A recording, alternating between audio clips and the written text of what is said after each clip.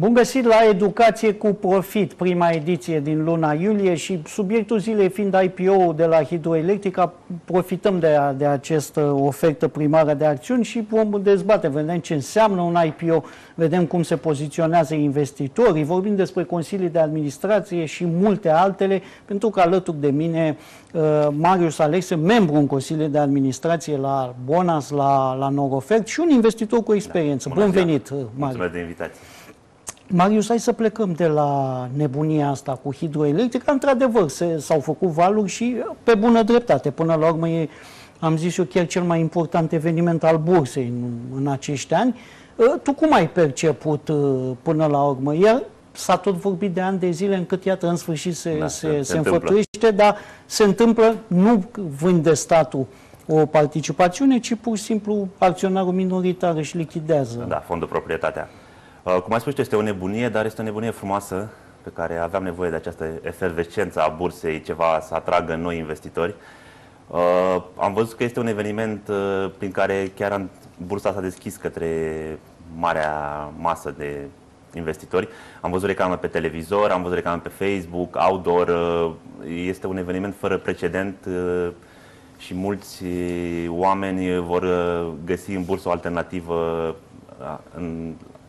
în a investi banii pentru că, în piața românească, pentru că avem foarte mulți investitori, dar ei sunt în special pe piața americană și acum sperăm să se întoarcă și în România, odată cu listarea Hidroelectrica. Deși pare că e o acțiune foarte bună pentru instituționali, în special pentru fondurile de pensii, din mai multe motive le-am dezbătut aici, totuși atrage și, iar cum spuneai și tu, investitori noi și ăsta cred că e cel mai mare avantaj, să vină investitori noi care să și rămână pe piața de capital și să descopere după aia avantajele și oportunitățile pe care le au, pentru că sunt mult mai multe companii listate și poate unele din ele atractive, nu? Da, și uite, această supra-subscriere face ca investitorii să primească o parte din bani înapoi, prorata, și probabil acești bani se vor întoarce în bursă în celelalte companii. Și iarăși vom avea un moment când mulți nu vor avea răbdare cu Hidroelectrica, deși este o companie pe termen lung, vor alege să iasă. Dar iarăși, probabil vor investi în celelalte companii, nu vor retrage banii și vor fi pe termen lung. Da, ofertă primară de acțiuni, da, IPO. Ce înseamnă un IPO? Și practic e una din modalități în care companiile își listează acțiunile, nu? Oferă niște acțiuni din, fie că vorbim de majoritar, fie că vorbim, iată, în cazul ăsta de minoritar, sau se fac majorări de capital social. Până la urmă, ce înseamnă un IPO? Este o abreviere, vine de la Initial Public Offering. Este procesul prin care o companie închisă devine publică. Se oferă posibilitatea investitorilor de a investi în acea companie. Și investitorii iau contact cu compania și, să spunem, și e primul moment în care investitorii pot deveni acționari, nu? Da. Adică IPO-ul se face înainte de listare, nu? Că fiind o emisiune de educație. Obicei este un proces în care se și validează valoarea de piață. Pentru că pentru a realiza acea IPO, niște investitori validează subscriind și într-un fel confirmă că valorează atât sau cineva este dispus să dea prețul la care se va face listarea ulterioară. Exact. Și e o operațiune foarte complexă, sunt consultanți. Unde se întâlnește cererea cu oferta, de obicei compania spune cât la sută vrea să ofere publicului. Această listare IPO se face prin intermediari bănci de investiții, brokeri care încearcă să caute dornici pentru această ofertă și și în funcție de cât de mare este cererea se stabilește și prețul. Practic, brokerii ajută să întâlnească cererea cu oferta. Știi că s-a vorbit foarte mult când am avut listările alea în 2021, un an record de listări, în special pe piața aero. S-a vorbit la un moment dat că acele documente, prospecte, respectiv memorandumul de listare, au fost făcute, fiind foarte multe, unele au avut scăpări sau au fost făcute așa mai... Foarte optimist chiar. Foarte optimist și după aia nu s-au respectat, în sensul în care, evident că compania își propune și previzionează pentru următorii ani rezultate, dar a fost și context de piață dificil, să recunoaștem, și context economic dificil. S-au suprapus mai multe crize și atunci, acum cum ți se pare că a trecut perioada asta și următoarele listări, că deja vorbesc de următoarele listări, pentru că după Hidroelectrica noi sperăm să mai vină, chiar începând de anul ăsta, companii, poate chiar și mai mari. Da, până acum aveam scuza că nu vine nimeni că așteaptă Hidroelectrica, vedem după. Probabil, cum spuneam, vor veni mulți investitori și cererea o să fie mai mare pentru companii noi. Legat de acele listări pe piața aero, da, a fost, cum spuneam, o cerere mare care a dus și un preț foarte sus, iar companiile au fost într-un fel obligate să ofere niște bugete care să justifice acele evaluări. Unele, dar cum ai spus și tu, a fost un context greu, dar unele chiar au rotat foarte mult acele bugete, dar avem și câteva confirmări care, uite, încep să se listeze pe rând pe piața reglementată, să treacă în Liga Mare. Da, asta este sunt companii care sunt foarte bine văzute, care și-au îndeplinit de an bugetele și care, trecând pe piața principală, până la urmă confirmă, iată, încrederea investitorilor și evident se vor adresa și investitorilor mai mari, investitorii instituționali. Deci, până la urmă, ca să încheiem și cu IPO-ul ăsta, că, iată, am văzut ce înseamnă cu adevărat, Hidroelectrica, cum ți se pare prețul? Până la urmă, compania este într-un vârf, să spunem, de rezultate foarte bune, dar prețul cum ți se pare până la urmă? Prețul este, da, cel de piață, deci este corect întotdeauna, în acest moment. Dar, cum ai spus și tu, a beneficiat de anumite avantaje, cum a fost creșterea prețului energiei. În acest an nu am avut secetă. Este un moment bun de listare pentru fondul proprietatea, dar pe termen lung oricum nu are cum să nu fie rău, având acele active, fiind un jucător atât de mare și care răsplătește prin dividende generoase de până la 90% acționarii.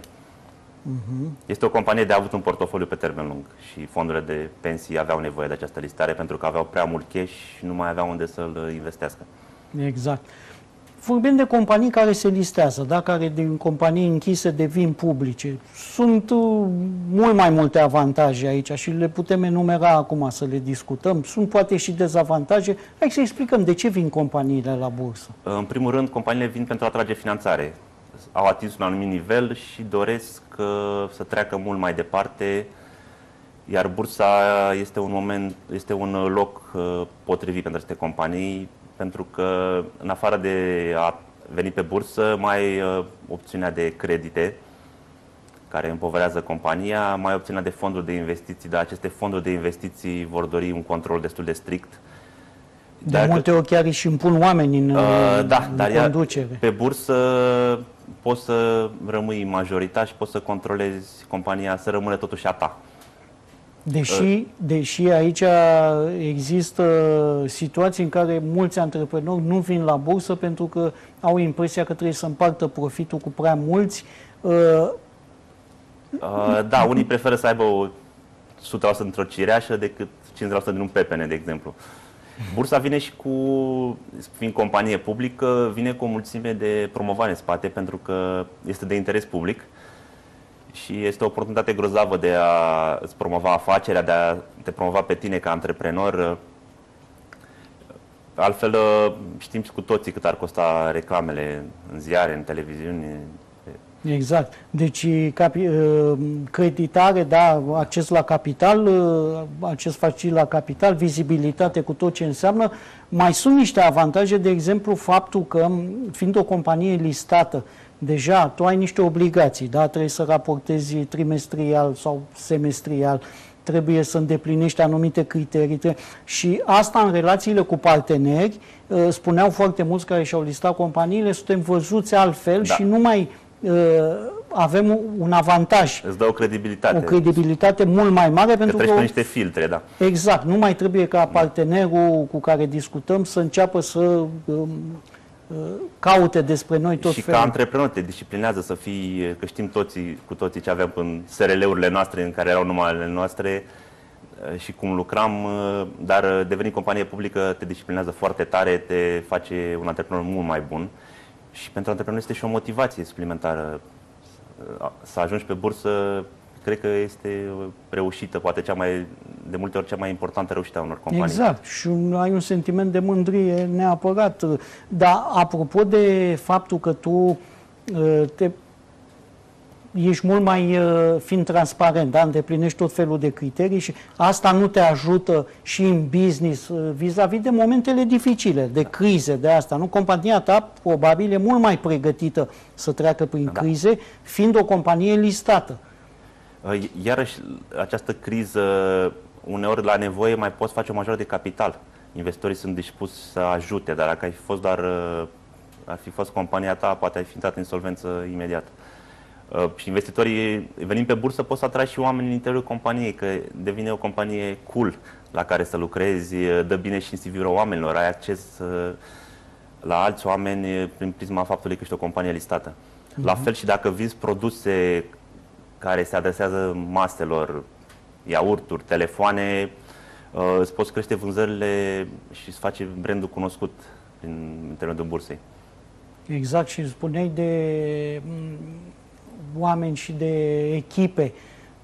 Cum fac companii? Am văzut tot felul de programe SOP, să le spunem așa, de fidelizare a echipelor, da, și a angajaților, pentru a ține oamenii aproape, văzând și ce se întâmplă în momentele astea. Sunt deja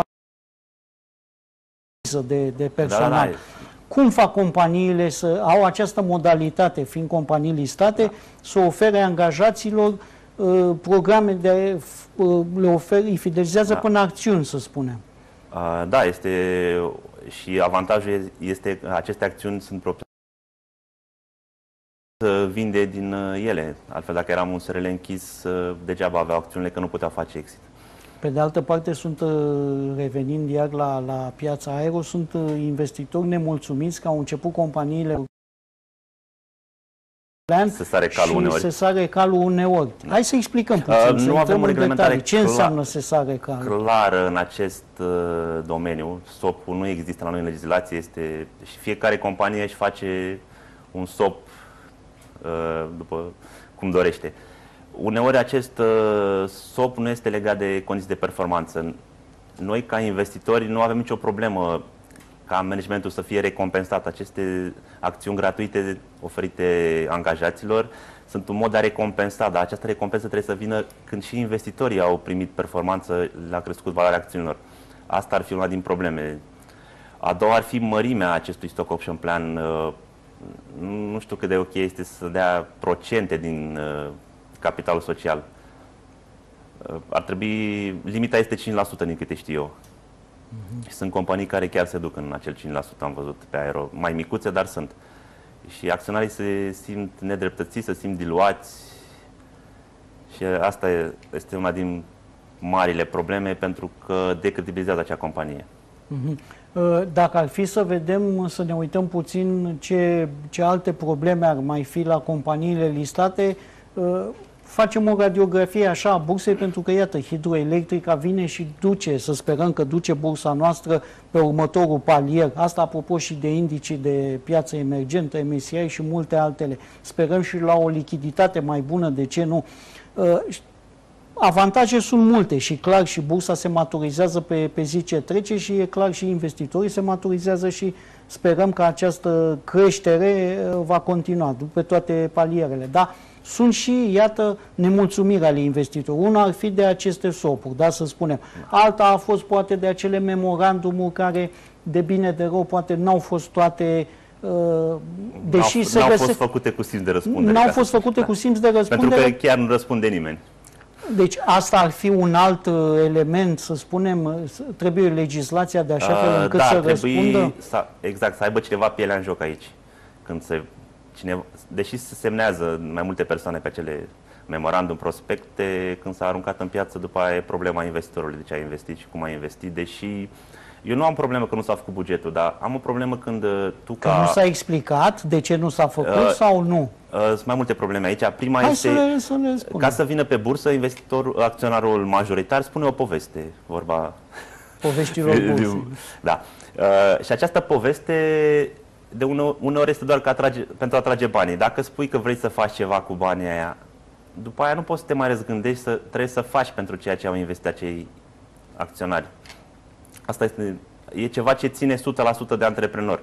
S-au văzut cazuri în care au cerut pentru unele lucruri, s-au dus în imobiliare sau au investit în alte companii de pe aero, ceea ce nu cred că e ok și investitorii nu au fost de acord, am văzut. Mai este problema aceasta de buget. Nu putem să stăm până la sfârșitul anului și să vedem că a ratat bugetul cu 90%. Ar trebui să comunicăm, să ajustăm acel buget ca să știe și investitorul ce să aștepte. Pentru că dacă tu ai făcut cu 90%, el te-a evaluat pe baza unor estimări. Tu trebuie să-l anunți. De multe ori, sper să scăpăm de acest obicei, companiile fac PR în loc să facă IR. E ca și cum ar vine un produs, dar noi ca și acționari, noi suntem în aceeași echipă cu antreprenorul, cu investitorul majoritar. Noi avem dreptul să știm ce se întâmplă în compania noastră acolo și să ne spună adevărul, să nu mai romanțeze, pentru că noi trebuie să avem informațiile corecte, pe baza acelor informații corecte să tranzacționăm. Dacă le faci mai roz, noi o să evaluăm mult mai sus compania și după aia vor veni rezultatele financiare și vom fi foarte dezamăgiți și nemulțumiți și e normal să ne îndreptăm, ne vom simți înșelați, ca să poate este un cuvânt prea dur, dar nedreptățiți oricum. Apropo de rectificările astea, să spunem, de buget, am avut și exemple pozitive și au fost rectificări făcute în sus și companiile au fost foarte apreciate pentru că au pregătit investitorii pentru depășiri de buget, de exemplu. Și companii profesioniste și nu, în primul rând, au văzut venind această creștere și în al doilea rând nu au avut probleme să pună presiune pe ele însele. Pentru că dacă puteau să facă bugetul să-l depășească, surpriză plăcută, dar ei au ținut să comunice pas cu pas unde se află. Acum investitorii au fost mulțumiți, acum sperăm că la acele companii când bugetele, estimările vor scădea să înțeleagă și reversul medaliei, pentru că nu poți crește la nesfârșit. Cu siguranță și eu spun că acest upgrade al BVC-ului făcut preventiv îi va ajuta și în sensul în care spui tu, pentru că deja investitorii... Dar acea companie, cred că aceea din IT, are și un domeniu foarte previzibil, care se bazează pe câteva contracte mari și au văzut-o venind. Dar dacă am fi o companie de retail, ar fi foarte greu să pronostichezi evoluția bugetului, să poți să spui că ai depășit. Exact. Sau un agribusiness unde sunt foarte mulți factori. Uneori mai apar și pe neprevăzute, nu țin de tine, dar mi se pare o formă de respect ca și companie să-ți faci bugetul sau să anunți că nu-l mai faci. În America știi că avem acele profit warning-uri, când compania este obligată, din moment ce știe că nu mai face acel buget, să anunțe îndată în piață. Bine, dar ei au și o vechime de sute de ani și atunci e... Da, o altă cultură, învățăm și noi... Crezi că se întâmplă zi de zi, lună de lună, poate o să vorbim an de an, lucruri pozitive în sensul ăsta, adică tot ce am căutat noi să găsim ce n-a mers foarte bine din punctul de vedere al investitorului este luat și va fi luat în considerație de către companii? Crezi că ne vom maturiza? Da. 2020 cu aero a fost o etapă în care sperăm că am învățat și deja încep să se separe companiile bune cele rele. Oamenii au văzut cum stă treaba și oricum nu putem copia sistemul american pentru că fiecare țară are specificul ei și, slavă Domnului, în România noi suntem mai speciali la orice. Avem acest specific mioritic și trebuie să adaptăm, mai ales la așteptările investitorilor. Cu siguranță. Ești membru în consiliile de administrație, dar hai să vorbim puțin de consiliile de administrație. Ce înseamnă consiliile de administrație? De ce sunt utile, obligatorii pentru companiile listate? Da, sunt membru în Consiliul de Administrație a două companii, Norofert și Bonas. Am ajuns aceste poziții din postura de investitor, din acționar semnificativ. E obligat o companie să introducă în Consiliul de Administrație un acționar minoritar? Nu are nicio obligație.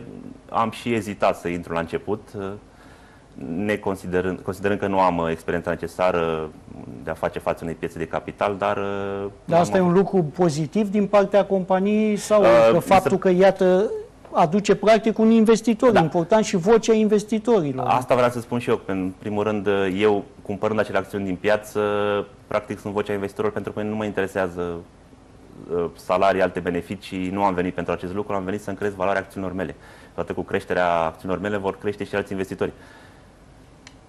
și vocea investitorilor este ascultată în cadrul consiliilor de administrație, da. ședințelor? Altfel n-aș fi fost acolo, dacă nu... Adică nu am venit să fac figurație, am venit chiar să mă implic și să pun umărul și sper că se și vede în anumite contexte, măcar pe partea de comunicare și a alinia mai bine, pentru că antreprenorii de multe ori, nefiind mulți antreprenori s-au listat, dar ei nu au fost înainte investitori pe piața de capital și ei nu văd lucrurile din acel punct de vedere. Și a avea un investitor în Consiliul de Administrație ajută foarte mult la feedback și pentru a ști mult mai bine cum să comunici pe limba investitorilor și a le crea așteptările potrivite. Exact. Și un lucru foarte important e ca pe termen lung investitorul să câștige și el alături de acționarul majoritar. Da. Pentru că se întâmplă cazuri în care, într-o formă sau alta, să spunem, profitul merge mai degrabă către acționarul majoritar și investitorul rămâne doar să spere la o apreciere a cotației. Sunt cazuri de asta, nu? Din păcate sunt și, iarăși, poate ar trebui modificat ceva pe partea de regulamente ASF, legislație, pentru a proteja, pentru că dacă, eu mereu am mai spus, aici nu putem vorbi de companie X sau Y. Investorul spune pe bursă. El, dacă se simte îndreptățit de o companie, va sufla și în iaurt când va mai investi în alta. Și trebuie să avem grijă acest ecosistem și toți suntem parte din el și trebuie să ne protejăm bursa noastră de tot felul de abuzuri, de unde ar veni. Mai am o întrebare referitor la consiliile de administrație. Sunt consilii de administrație de 3 persoane, de 5 persoane, da, în care președintele e tot acționarul majoritar, care poate de multe ori e și CEO în compania aia. Sunt și... Dar mi se pare o greșeală să ocupe ambele posturi. Exact, asta ar fi una și alta. E de preferat sau nu să ai membri în Consiliul de Administrație care să n-aibă neapărat legătură cu business-ul sau cu domeniul respectiv, să fie niște profesioniști, dar ca să vină din afară cu alt... Da. E și asta un punct este de preferat ca membrii din Consiliul de Administrație să aibă competențe diferite, să vadă lucrurile din mai multe puncte de vedere, să fie niște profesioniști pe nișa lor, pe bucățica lor. Și este de dorit că printre ei se afle cineva sau în interiorul companiei un director financiar foarte bun pe cifre, pentru că până la urmă orice companie se reduce la cifre. Ar mai fi important să ai și ceva pe partea de legal în interior, dar eu prefer ca acești membri în Consiliul de Administrație să aibă și pielea în joc, să aibă acțiuni la acea companie. Pentru a fi mult mai motivat și pentru... Mi se pare acum un semn de neîncredere. Eu, dacă aș fi în Consiliul de Administrație undeva și eu nu aș cumpăra acțiuni, e clar că eu nu am încredere în acea companie, dar totuși lucrez pentru ea. Nu este un semn deloc bun pentru investitori și s-au văzut cazuri în care membrii Consiliului de Administrație nu au avut pielea în joc și au demisionat cu scandal și dând în companie... La ce spui tu, investitorii privesc pozitiv momentele în care membrii în Consiliul de Administrație sau chiar acționari cumpără în anumite perioade acțiuni, o dovadă de încredere în companie. Vorbe, poate oricine, preferăm să facem fapte, să punem banii jos și este clar, în cazul meu, că având poziții foarte mari și lichiditate mică, eu voi reuși sau mă voi scufunda cu acele companii. Nu există să plec și vă dați seama că sunt foarte motivat și arată și încrederea mea totală în acele companii. Și dacă pot să ajung în interior, cu atât mai bine, pentru că, în primul rând, până să devin investitor pe piața de capital, am fost antreprenor și încă sunt. Am și această latură. Plecând de la începutul discuției cu investiția în hidroelectrica și am trecut până IPO și companii, e clar că investești la bursă, în principiu ai o așteptare de profit pe termen lung și trebuie să ai cumva răbdare și vei câștiga și din dividende și din aprecierea prețurilor acțiunilor, dar evident nu putem scoate din ecuație speculatorii care vor fi și până la urmă asigură lichiditatea bursei. Crezi că investitorul român e mai degrabă speculator, e mai degrabă investitor pe termen lung? Mie mi se pare că avem și latura asta de gambling, fiind și case de pariuri pe toate colțurile este această vorbă, dăm, Doamne, răbdare, dar dă-mi acum.